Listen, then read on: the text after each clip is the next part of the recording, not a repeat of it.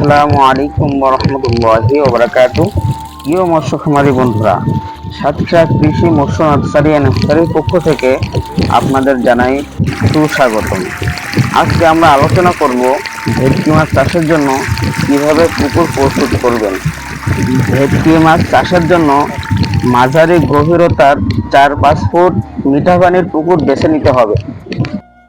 পুকুরে যেন রোদ ভালোভাবে পড়ে এবং পানির চলাচল ঠিক থাকে সেটা নিশ্চিত করতে হবে।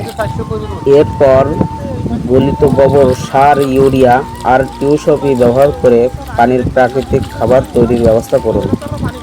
7 থেকে 10 দিন অপেক্ষা করুন। যখন পানির রং হালকা সবুজ হবে তখন বুঝবেন পোনা ছাড়ার উপযোগী হয়েছে। এখন ভালো মানের ভেটকির পোনা বেছে নিন।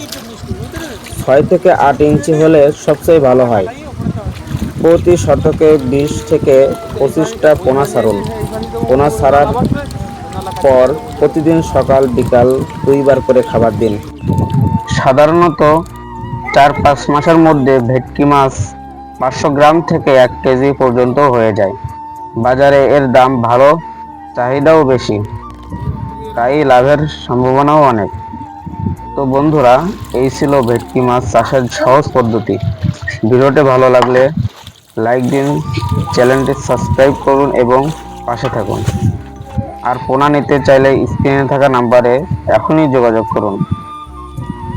বন্ধুরা, আজকে আমরা ভেটকি মাছের পুকুর প্রস্তুতি নিয়ে জানলাম। ইনশাল্লাহ আমাদের পরবর্তী ভিডিওতে দেখাবো কিভাবে মাছগুলো খাবার দিতে হয়, কিভাবে রোগ নিয়ন্ত্রণ করতে হয়, আর কিভাবে কম খরচে বেশি লাভ করা যায় তার বিস্তারিত ভিডিও দেখাবো ইনশাআল্লাহ।